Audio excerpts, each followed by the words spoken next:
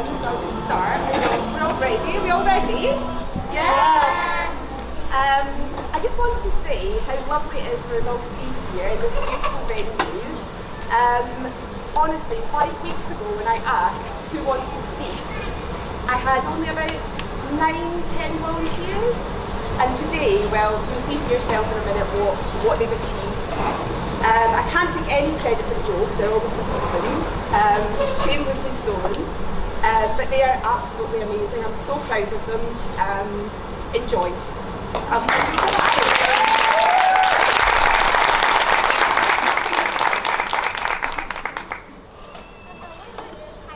Welcome to 3C's Assembly. It's wonderful having you all back in school with us again. It's the first class performance for nearly 2 years. It's great to be back.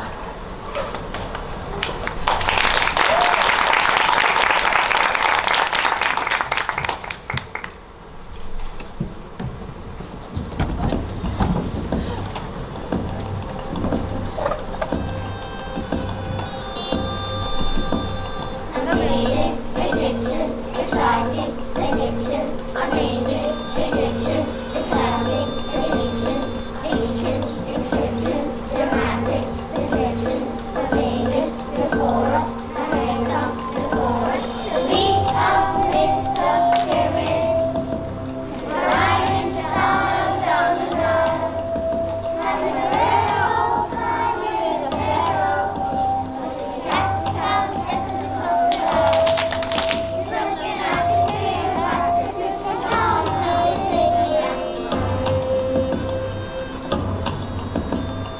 The explanation, the knowledge, the patient, the road on papyrus, and have it acknowledged. We up with the pyramids, surround the style down the Nile, and the rare old time with the pharaoh, which is the best of the crocodile. He's looking at the Cleopatra to know how to take you back in time.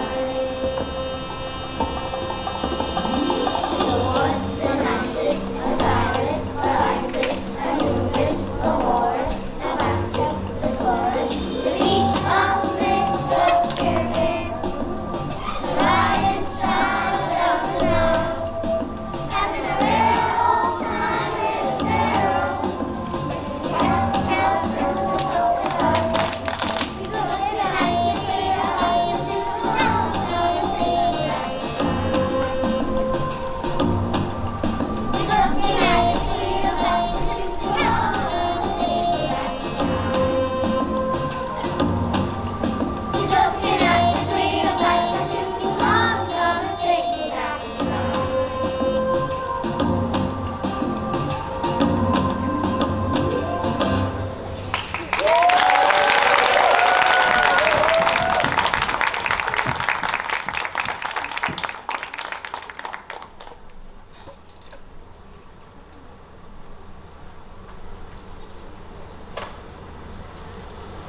We have been learning about the ancient Egyptians who lived many thousands of years ago, around about the same time that Mr. Fellows was born. The ancient Egyptians are famous for many things, probably the most famous being the pyramid.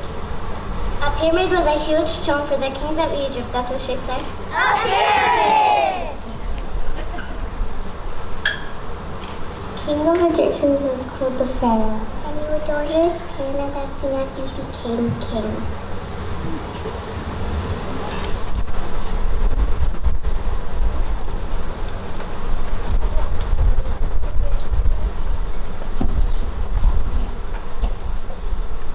So how's my pyramid going? Oh, fine.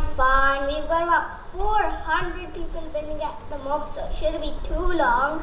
Brilliant. So how long do you think it's going to take? About 20 years. 20 years? You're having a laugh. No, we're doing really well, so more like 19. 19 years? But I've asked my friends round for a birthday party this weekend. They'll just have to wait. Might be an idea to show them on the site of Egypt. 19 years? Walk very slowly.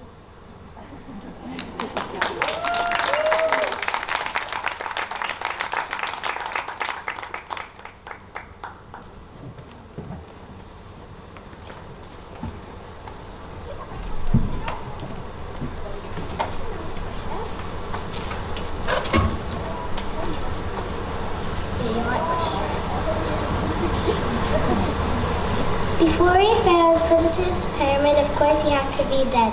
The Egyptians had a special way of looking after their dead. They mummified them. This is a way of preserving the body stories so it stays lifelike. This is how I do it.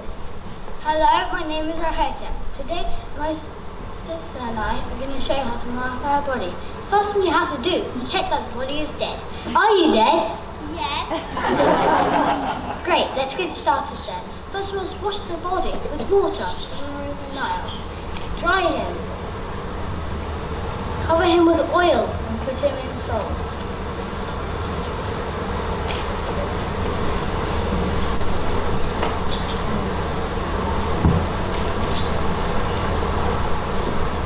The Nile is a river that runs through the whole of Egypt.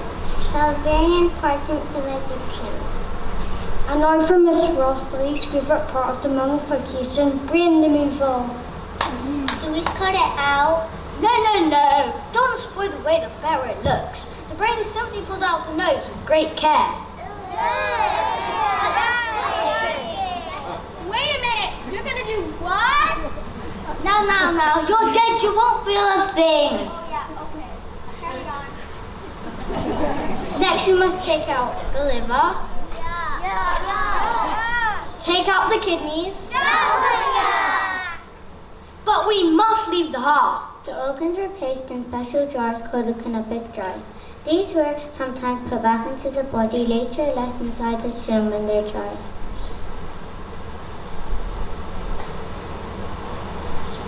Finally, the time has come to leave him in the concrete case and natron for 40 days and 40 nights.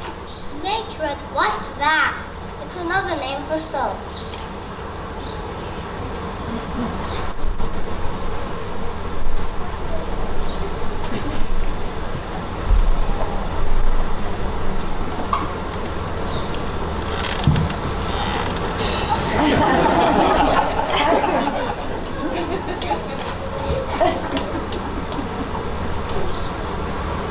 Finally, wrap your body in linen bandages and it's ready to pop in its tomb.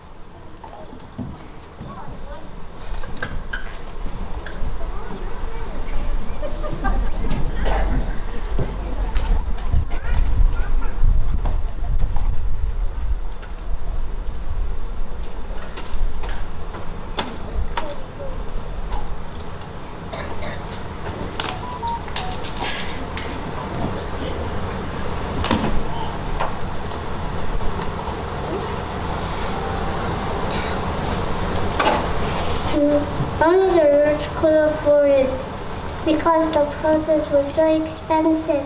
One of the most famous pharaohs was Tutankhamun. You can call me King Tut for short. King Tut became Pharaoh of Egypt when he was just 9 years old. 9 years old? That can't be right. He would have only been in year 4. Well, we did things differently back then. I'll say we're not even allowed to walk to music lessons on our own. Anyway, King Tut became Pharaoh. I'm gonna be one of the greatest pharaohs and live forever. But he died when he was about 17. So much for living forever. By the time Tutankhamun died, pharaohs weren't buried in the pyramids anymore. Tutankhamun was buried in the tomb in the Valley of the Kings. Many years later, Lord Carnarvon paid a young archaeologist called Harold Carter to look for Tutankhamun's tomb. But after years of looking, Carter couldn't find it until Lord Carnarvon finally lost his patience. Carter, you're probably the best apprentice I've ever had. But if you don't find that tomb soon, you're fired. Luckily, a few days later, in November 1922, Carter found Tutankhamun's tomb. Phew. Lord Carnarvon was there when Howard Carter broke through the tomb wall and through the tiny little hole he was able to look inside. Carter, can you see anything? No. Why not? Because your big head is in the way. Oh, sorry. Have another look. Carter, can you see anything? Yes, I can see wonderful things. We found the first intact Egyptian tomb ever. All the treasures were still there. Later that night, Carter wrote all about the great discovery in his diary. We have learned a lot about Egypt and Egyptians thanks to Howard Carter. You can still see the body of Tutankhamun in the Cairo Museum. Thanks for watching our assembly. Hope you liked it. Now, time for the quiz. Just joking.